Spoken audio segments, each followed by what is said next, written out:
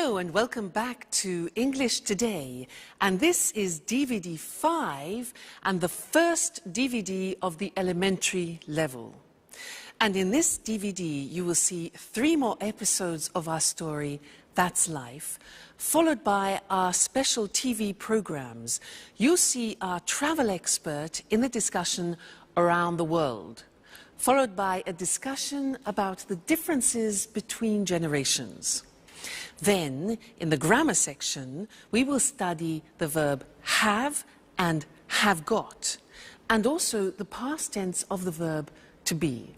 We will also learn to give instructions and directions using the imperative. Okay, so enjoy your studying and have fun.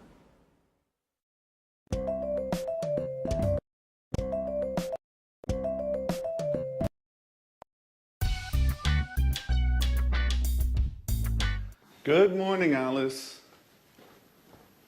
Wake up! Oh, good morning, Jack. Please give me a cup of coffee. Bring me back to life. I'm still asleep. Here you are. So, what are you doing today? Well, first I'm taking a shower. And after that, I have my daily appointment with Ask the Stars. Ask what? Don't you know it? Sorry, no. It's the horoscope I listen to every morning on the radio. It's fantastic. I can't start my day without it. How can I go out in the morning without the advice of Ask the Stars? Please, Jack, this is not a joke. Our entire life is driven by planets. By the way, what are you doing today? Well, I'm going to work, just like every day. And today is Tuesday, isn't it? I have to go to the karate gym. Wow. Are you doing anything this evening? No, I don't have anything planned. Well, Sharon, Anne and I are going to the cinema. Maybe Peter is coming too. Would you like to come? That sounds great. Which film? We're seeing Interview with the Vampire. Not that film, guys. I hate horror films. Why don't we go to see the latest Julia Roberts film? Oh, please. We don't need more romance. We already have our love story in the apartment next to us. With Peter and Sharon, I mean. Okay, you are right.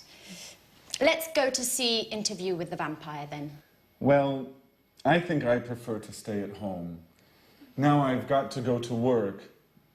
See you later. Is everything okay, Jack? Yes. Why? It's late, that's all. Bye. Bye.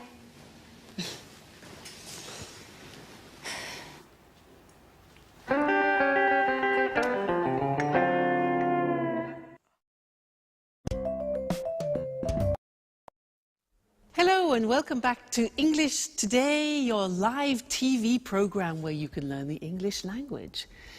And in this lesson, we're going to look at the verb have. Now, the verb have, you think, well, that's easy. It's not true. It's actually quite complicated because there are 2 ways of using the verb have in English. I can say, I have a scooter, or I've got a scooter. Well, in this lesson, we'll look at the first way, I have a scooter. Now, in our last episode, do you remember that Alice said, I have my daily appointment with Ask the Stars. You know, she believes in the stars. I have my daily appointment. Just simply the verb have. Now, I want to give you a little test before we move on. If I say, I have a scooter, how would you ask me the question about that? A scooter? How would you do it? Have you a scooter? No, that's not possible. Something missing, like an auxiliary. That's it. Do you have a scooter? Now, this is a typical mistake. People often think that have you a scooter is a question, but the verb have needs an auxiliary. Do you have a scooter? Okay? Listen to this. He has a scooter. He has, Mr. Snake, a scooter. What's the question? Careful. What's the question? Has he... No. Does he have a scooter? Yes, that's it. So you need the auxiliary. Does he have a scooter? Fantastic. Let's look at the screen and check on that. So, the verb have. I have blue eyes. You have a new car. She has, third person, psst, Mr. Snake, S. Look at the spelling, H-A-S. She has a cat. He has a dog. It has 4 doors. We have a garden. You have a course, an English course. They have 3 children. Now the negative. I don't have blue eyes. You don't have a new car. She doesn't, look at the pronunciation, she doesn't have a cat. He doesn't have a dog. It doesn't have 4 doors. We don't have a garden. You don't have a course. They don't have 3 children. Okay? The question, do I have blue eyes? Do you have a new car? Does she have a cat? Does he have a dog? Does it have 4 doors? Do we have a garden? Do you have a course? And do they have 3 children? Okay, so that's the verb have. Don't forget the auxiliaries do and does. Now, another interesting thing about the verb have is that often we use it in special expressions which make up verbs with particular meanings. And in other languages, in these situations, you hear make. Let me show you. We say to have breakfast, breakfast in the morning, to have lunch, 1 o'clock, and to have supper. So to have breakfast, to have lunch, to have dinner. Now dinner is what time? Dinner and supper, what's the difference? Dinner at 8 o'clock in the evening. Supper is something we have at about 10:30 or 11 o'clock at night. All right? So we use the verb have for these. We don't say to have a breakfast, but to have breakfast, have lunch, have dinner, have supper. Other things, we say to have a cigarette. We say to have a cup of coffee, to have a drink of any sort. We also say to have a shower in the morning, to have a shower. In other languages, they use make a shower or make a bath, for example. But in English, we say to have a shower, to have a bath in the bathroom. We also say to have a rest. We say to have a party. Did you have a good party? We say to have fun, which means to have a good time, okay? So these are very common expressions which we always use with the verb have. Have breakfast, have lunch, have dinner. Okay. Now, when we go back and listen to our friends, they will introduce the other form, have got, and then afterwards I'll tell you all about it. All right? So see you then. Bye.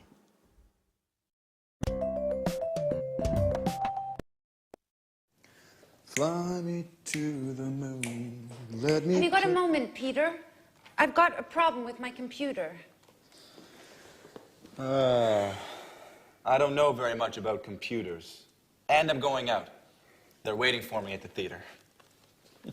Always busy, huh? Okay, Sharon, take it easy. Shall we have a look? Thanks, Peter. You've got a big heart. Let's see if I can help you before you thank me. All right. I can't use this program, I use it every day, and today it isn't opening. Why don't you turn the computer off and then turn it on again? Okay, Peter, that's really a great idea. You're a genius. How can I do without you? I know, my dear. What are you working on? I'm writing my curriculum because I would like to find a new job. Listen, Peter, I don't know how to write it. Can you help me, please? I'm sorry, Sharon. I'm in a hurry. I have no time. I'm late. They're waiting for me. Very kind, as usual. Listen, Peter, Anne, Alice, and I are going to the cinema this evening. Would you like to come? I'd like to, but I can't. I have to... Go to the theater. Yes, I know. You always have something else to do. Oh, come on, Sharon. What's the problem? Maybe you're jealous of my career. Oh, Peter, I'm just tired of always coming second.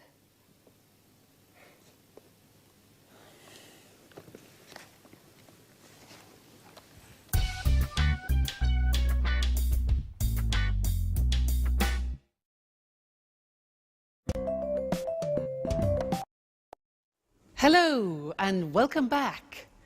How are you all? Did you notice that Sharon is tired of coming second? Well, I understand her. If you live with a musician, you need to be very patient. Now, Sharon said in that last episode, she said, "Have you got a moment?" Then she said, "I've got a problem with my new laptop." Have got. And this is what I want to study with you now. The second use of have got. Now, in order for you to understand it better, let's do something in a typical context where we would use have got. Let me tell you about my present situation. I'm in a flat, but I have to leave the flat and find another one.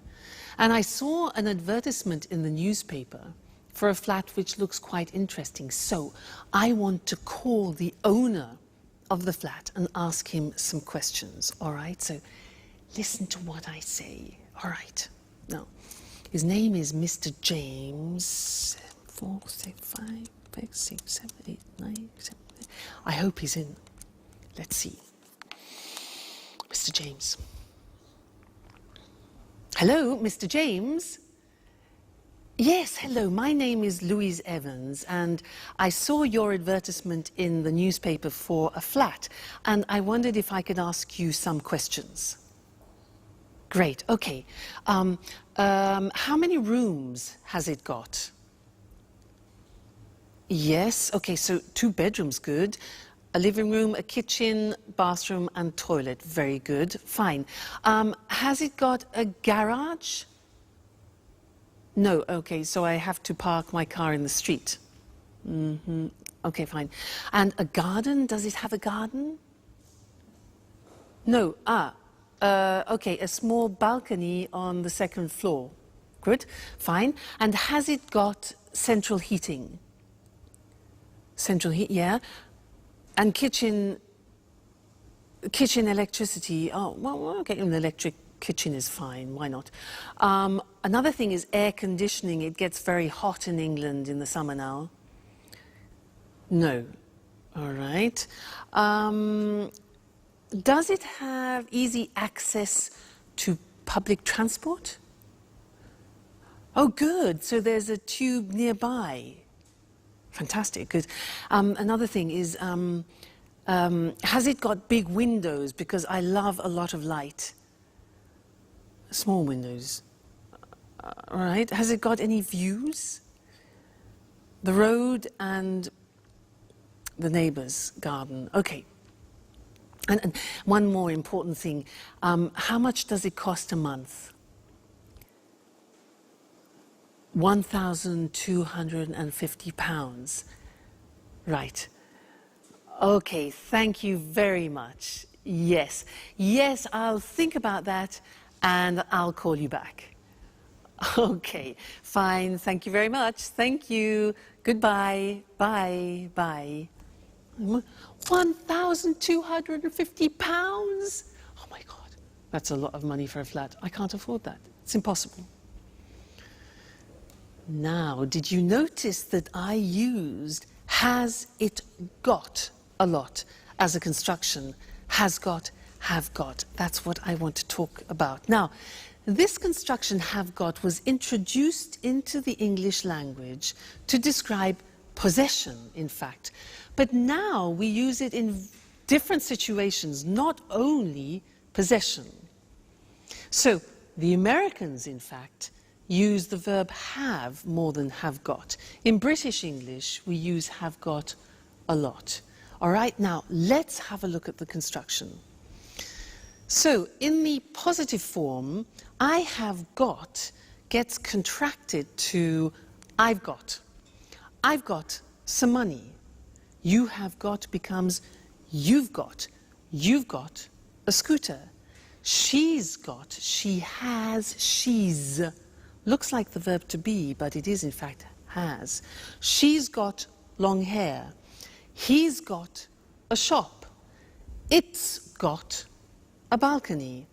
We've got a house. You've got some CDs, and they've got some plants. All right? So that's the positive. Now, the negative. In the negative, the auxiliary have turns into a negative auxiliary. So, I haven't got any money. You haven't got a scooter. He hasn't got long hair.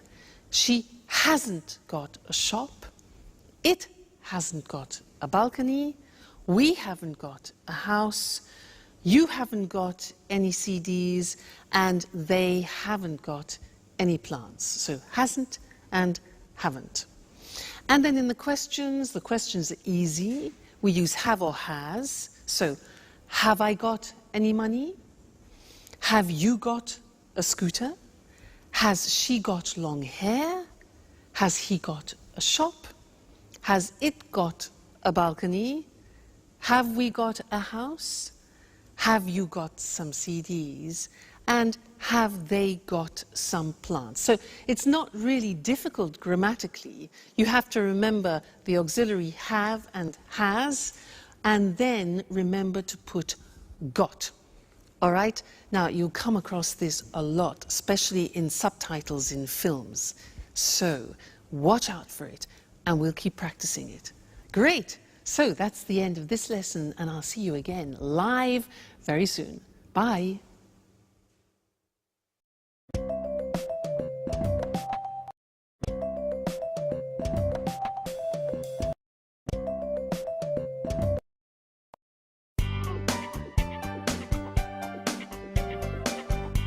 Hey, Anne.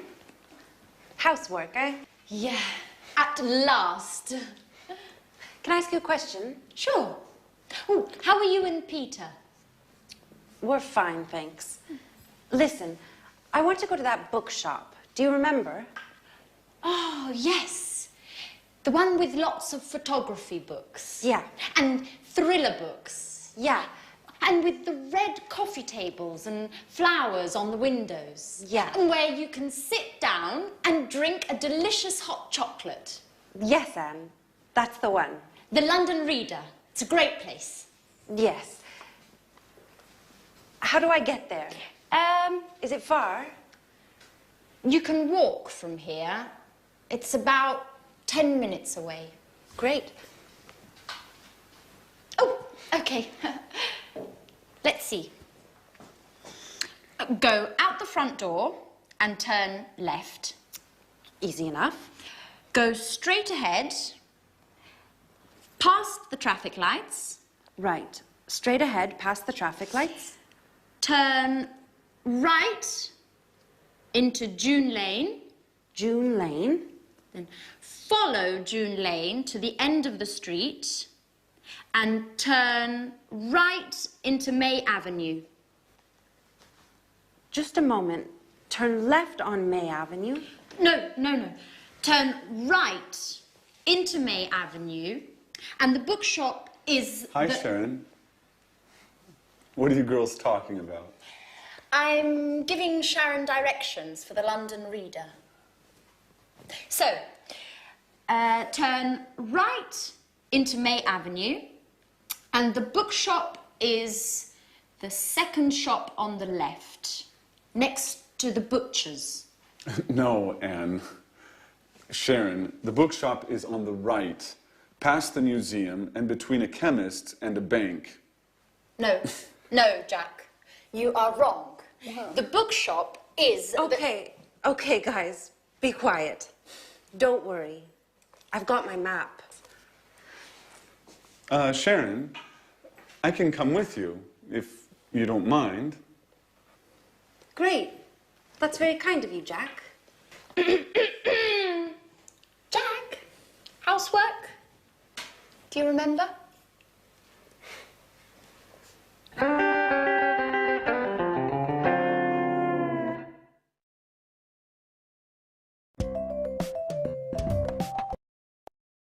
Hello and welcome back again. Now Anne's a bit jealous, isn't she? I mean, how can she attract Jack if she asks him to do the house cleaning? I mean, she's more like a mother than a lover, isn't she? Well, anyway. Now, she gave some directions to Sharon because Sharon wants to go to the bookshop.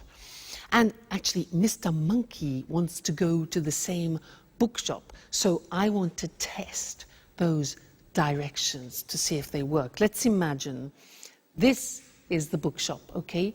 Mr. Monkey wants to go there. So let's see her directions. So go out of the front door and turn left. Okay, Mr. Monkey, turn left. Great. Then go straight ahead. Go straight ahead until the traffic lights, you know traffic lights? Traffic lights are red, amber, green. Okay, traffic lights. And at the traffic lights, turn right, like that, into June Street. Okay, follow to the end of the street. Then turn right again. Okay, and go down May Avenue. This must be May Avenue. And the bookshop is the second on the left. 1, 2. Here's the bookshop. They work. Now, I was using the language of directions. So I want to go to the screen now and show you that language, the language we use for giving directions to people. All right? Now, we usually use the imperative form. What is the imperative? The imperative is just the infinitive form of the verb. So you can say, take the first left or the first right. Take, okay, that is just an infinitive. Take the first right or the first left. You could say, take a bus to. Take a train to, take the subway. Now, in America, they say subway, and in Britain, we say tube. Take the tube to. Okay? Another example. Turn left, turn right. So turn is the verb. Turn left, turn right. Okay? Another possibility is go straight on, which is an expression we use in Britain, or go straight ahead, which is an expression that they use in America. But we use both. Straight on, straight ahead, all right? Then we can say go past the shop or go along the street, a road, or an avenue.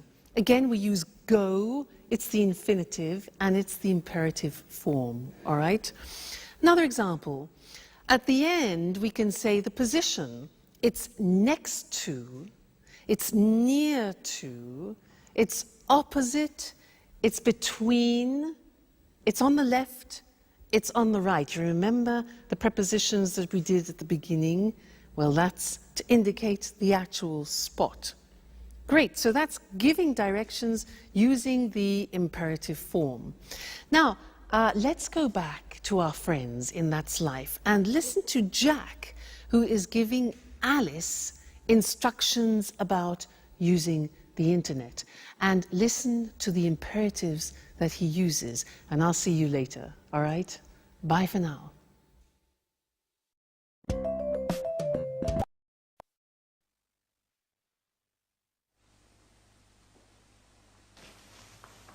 Hey, Alice.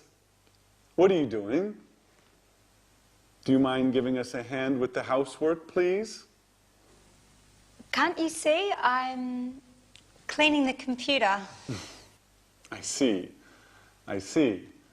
Why is the computer on? Just a moment. I don't understand how to connect to the internet on this computer. Can you help me? Okay, but just for one moment. Thanks, Jack.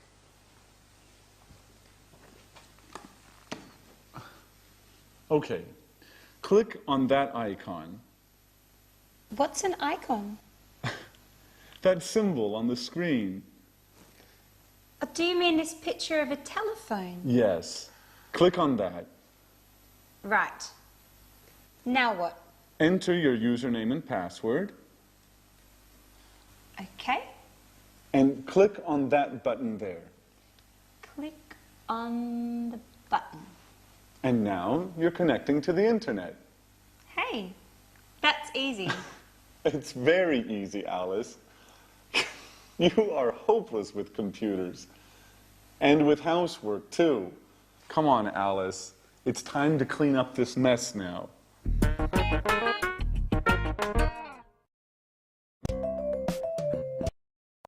Hello again. Did you notice how Jack was giving Alice instructions to go on the internet? Well, I want to give you some instructions to do something at home. Now, in order to do that, you need one of these. What's this? Huh? A what? It's a napkin. A napkin. So, take a napkin, all right? Put it down, open it up like this. Okay, so we have an open napkin. Anyway, now, take the bottom of the napkin and fold it over a little bit, like that, okay? Then, fold it again, like that. Then fold it again, and again, and again, until you reach halfway, and press it down like that. Press it down. All right, now, take the whole napkin, lift it up, and put it in this position. You turn it over, okay? Press that down. Now, take the bottom of the napkin and fold it in half over like this. Again, press it down well. Now, take this part of the napkin here on the right and fold it right down along the folds on the left. Press down. Then take all of it up like this and fold this bit over so you create a support like that. Then turn it around and bing!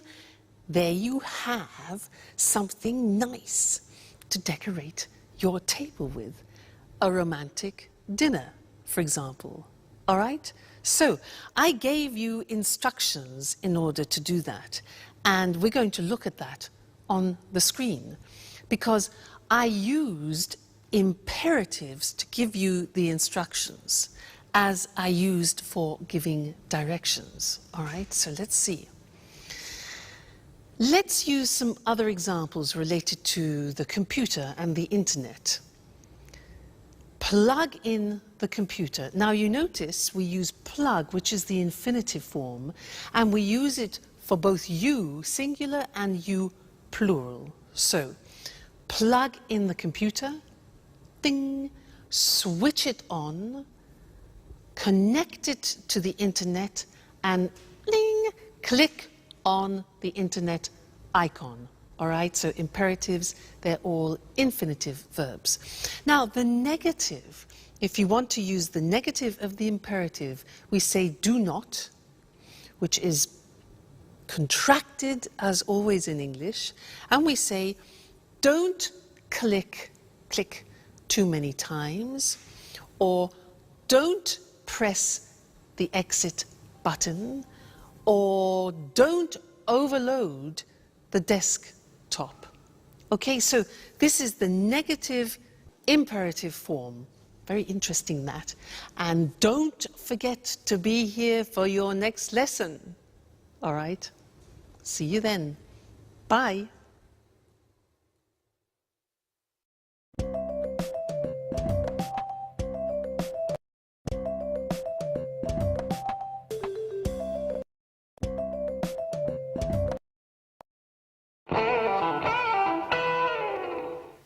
Jack, where were you yesterday evening? Why? There was a great party at Mary's. Really? I wasn't invited. I can't believe that. Everyone was invited. I'm sure I wasn't. Anyway, I was busy yesterday. Oh. Did you have a meeting with some clients? No, I didn't. So? What? Where were you? I was with Robert at the Red Lion pub. That's impossible. Robert was at the party. Oops. I always get them mixed up. I was with Charles. Charles was at the party too. Come on, Jack. Who were you with? You are too curious, Alice.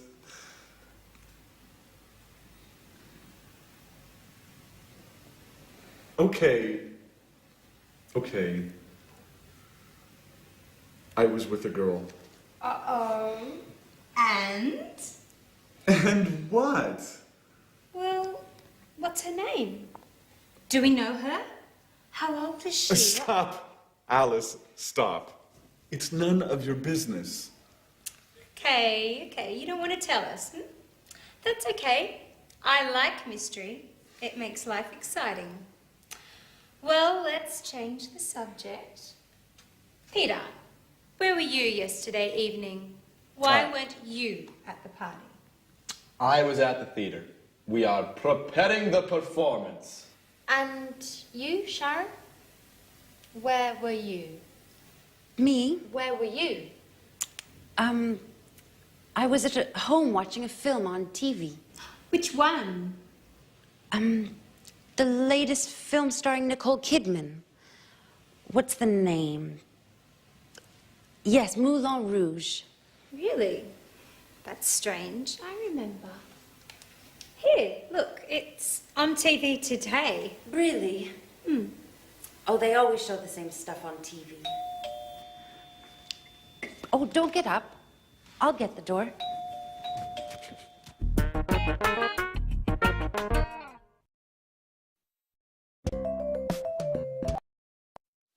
Hello again, everyone.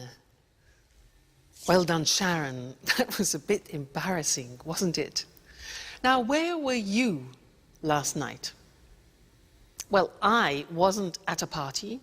I wasn't in a pub like Jack. I wasn't at the theatre.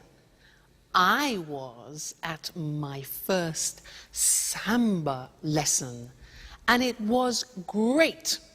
Fantastic. You know, the music was really fantastic, really loud and exciting. And there were 30 people there. It was difficult to see the teachers. You can imagine, 2 teachers, 30 people. Excuse me. Anyway, as usual, there were too many women and not enough men, and that's typical. But the teachers were fantastic. They were really, really professional. One was Brazilian and the other was from Argentina. Yeah, Argentina. Great, really, really good. And in the first lesson, it was easy because we did some, basic steps. But it was really, really enjoyable. And I can't wait for the next lesson because that was so, so exciting. Can you samba? I bet you can. Now, in most of those sentences, I was using the verb to be in the past. And that's what I want to look at with you now. Let's look at the screen. To be in the past. When we talk about something specific in the past, let's look at the form. I was in New York last year. You were, see how it changes? You were at the party last night. He was at a meeting on Tuesday. I was, you were, he was, she was fine yesterday, for example. It was beautiful. We were at school on Monday, you were happy, and they were in London 2 weeks ago. So you see, I was, you were, he, she, it was, we were, you were, they were. Be careful about that. It's easy to make a mistake. Now, what about the negative form? Well, was becomes wasn't. Listen to the pronunciation. Wasn't, wasn't, okay? So, I wasn't on time this morning. You weren't here yesterday. He wasn't at the party last night. She wasn't very happy. And it wasn't difficult, okay? We weren't at work on Saturday. You weren't on time for work. And they weren't on holiday last month. So wasn't and weren't. Question form, listen to these. Where was I yesterday? Where were you last night? Where were you last night?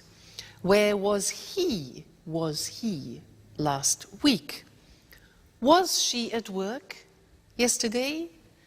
Was it an easy test? When were we there? What time were you at school yesterday? And how often were they in class? So, the verb to be in the past tense, I was, you were, he, she, it was, we were, you were, they were. Very important. You can't live without that verb to be in the past. All right? Great. Well, we will continue with the past in the next lesson. So, see you then. Bye.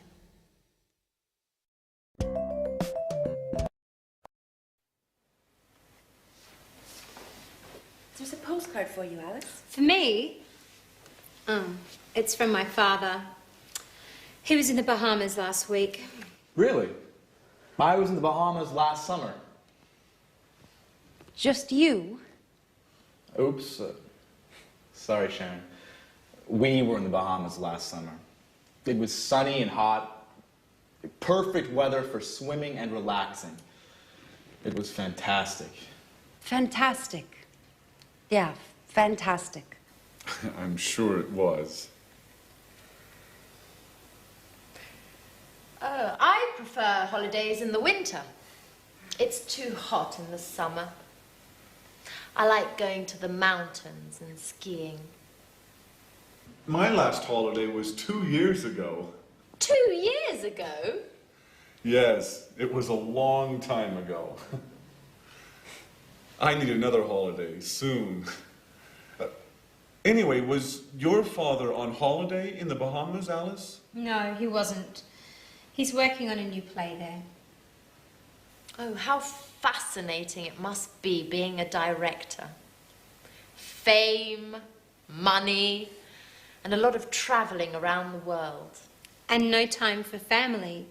Just a few calls, postcards, and a lot of misunderstandings. Why don't you call him now? I don't think that's a good idea. Why? When was your last call? 3 weeks ago? That's a long time. Come on. Alice, call him. I'm sure he'll be happy to hear from you. Well, maybe you're right. Okay, I'll call him. Thanks, Jack. For your advice, I mean.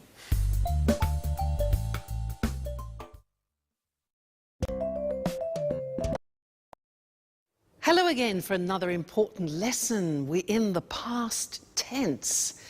Now, I want to help you remember how to use the past tense. So I have another acronym. You know acronym? Look. Oil, way. Oil, way. Now, these letters represent the time words when you use the simple past tense. What do I mean by that? Well, this one, for example, let me give you an idea. This stands for yesterday, okay? Yesterday. Now, when you have yesterday in the sentence, you always use the simple past, okay? Now, do you know what the other words are? Let's have a look. An easy one could be this. Last. Last, do you know that? Last week, I was in Paris. Last week. Okay? Now, what about this one? 2 days ago. Very good. So, 2 days ago, we were at the sea, for example. So, this is ago. We have last, yesterday, ago. This one? That's more difficult. Yeah, it is difficult. It's on in English, and we use it with days and dates. And in some languages, it doesn't exist. So we say on Monday, on the 7th of July, for example, on. This one here, in. Okay, when do we use that? Yeah, months, for example, in January, in February, in March, and also for years, in 1961, in 1970, etc.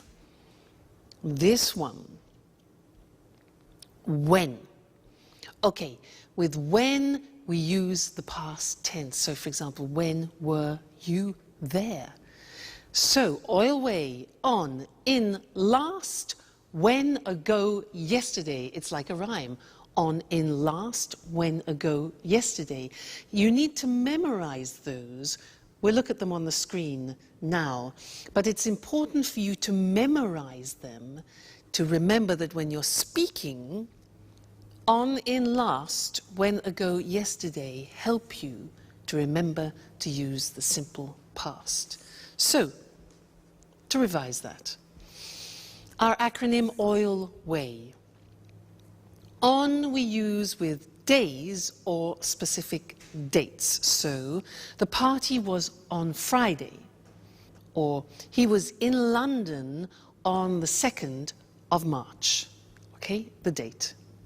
Then in with a specific year or with months. So, for example, she was born in June in 1976. Next, last. Last with, for example, the previous week, last week or month or year. So the examples are, they were in Vienna last month. When. Now, when with a past time clause, sometimes in the question, sometimes in the middle of the phrase. So, I was very happy when I was a teenager. Okay, that's when. Then ago, for example, 2 days ago, 2 months ago, 3 years ago. We were at the meeting 3 weeks ago, right? And then the last one, easy, yesterday, with the previous day. So I was at the cinema yesterday. All right, always, don't forget it, memorize it. On, in, last, when, ago, yesterday, always with the simple past. All right, that'll open up a world for you. Great. We will still do more about the simple past. It's an important tense. But the verb to be is often the one which people forget. So be very careful when you're speaking. All right? Great. Well, happy studying, and I'll see you again very soon. Bye.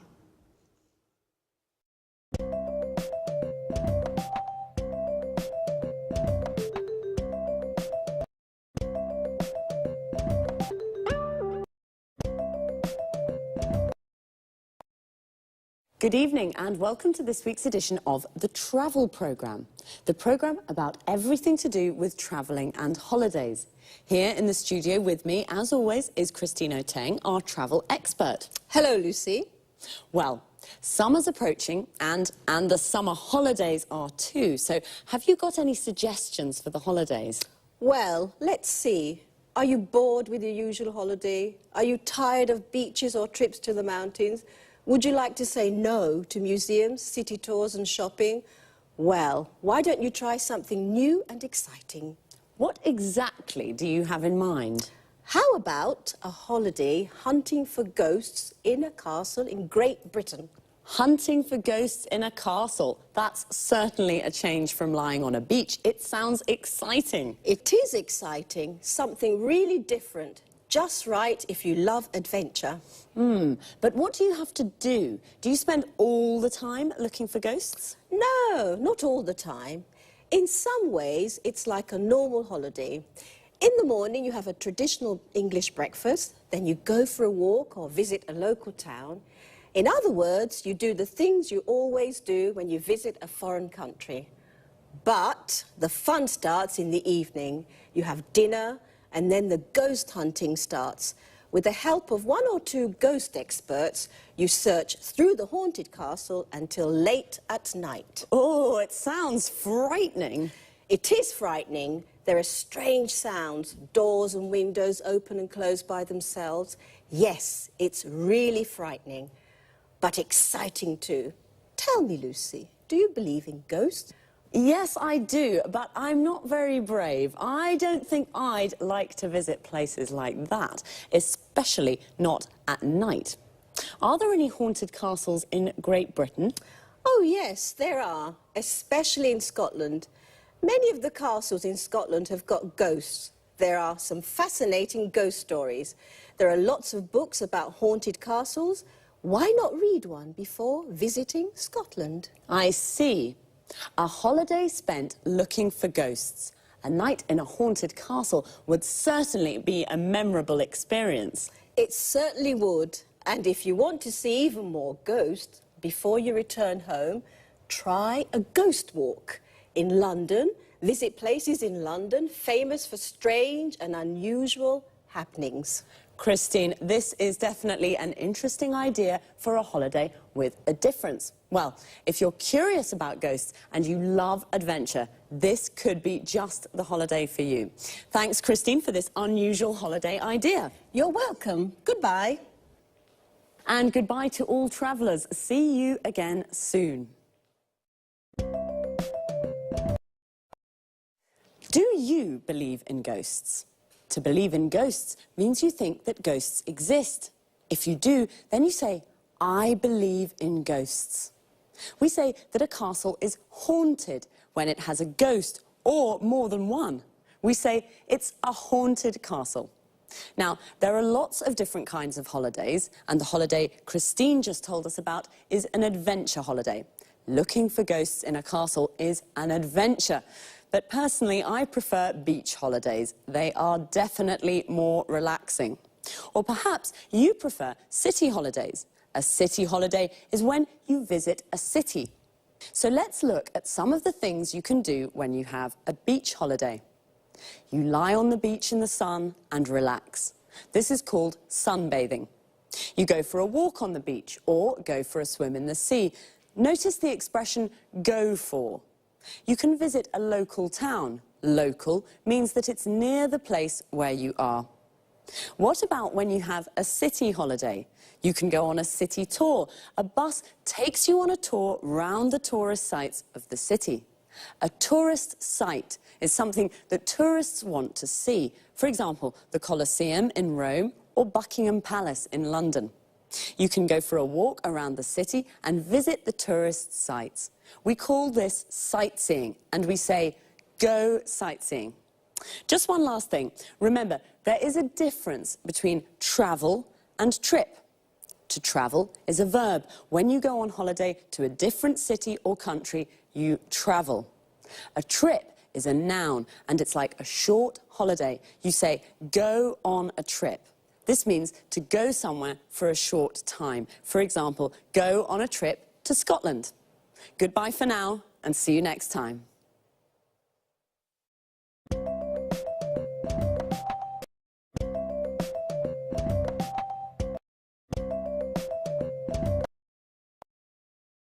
Good evening, and welcome to this week's edition of Let's Talk, the Saturday debate with our commentators, Tom and Marie.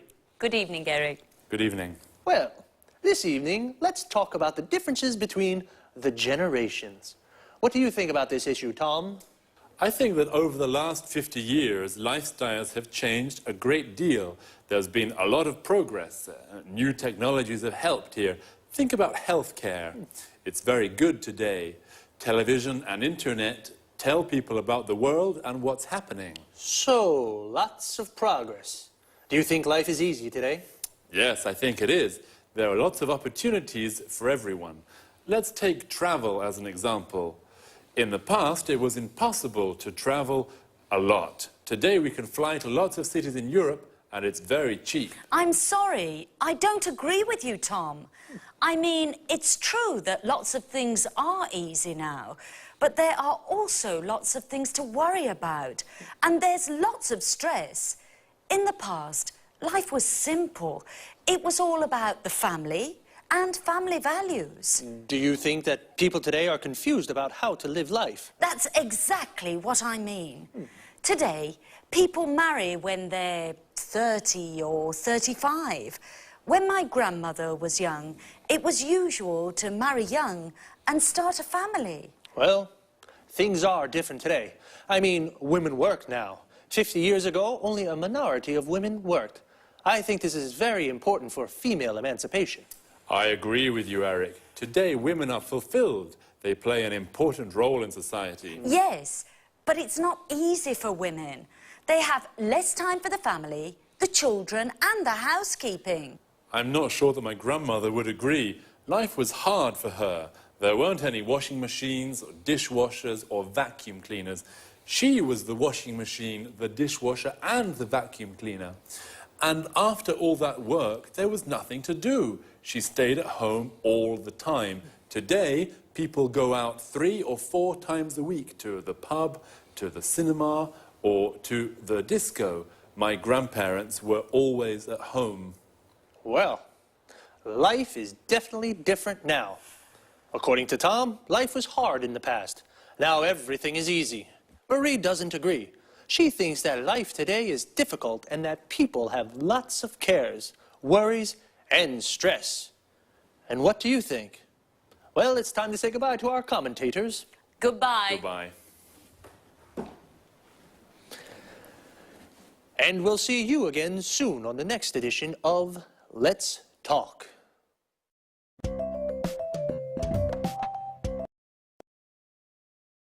Okay, first of all, let's have a look at the expressions we use to discuss our different ideas and opinions.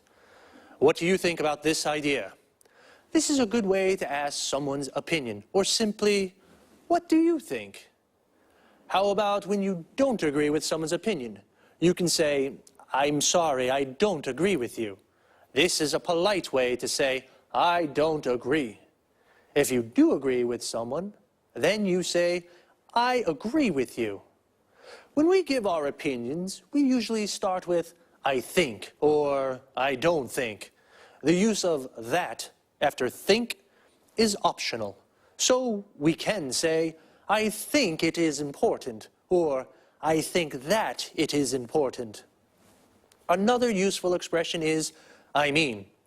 And when we use it to explain our ideas better. Let me give you an example. Things are different today. I mean, women work now.